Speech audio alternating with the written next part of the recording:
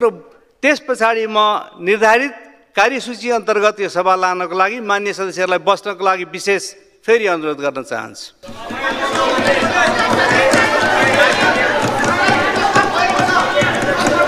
मान्य सदस्यहरू प्रत्येकले बोलेर आफ्ना मात्रै कुराहरू राखेर आफ्ना मात्रै जिद्दी गरेर सभा सञ्चालन हुन सक्दैन भन्ने कुरालाई हेक्का राख्नको लागि पनि म अनुरोध गर्दछु।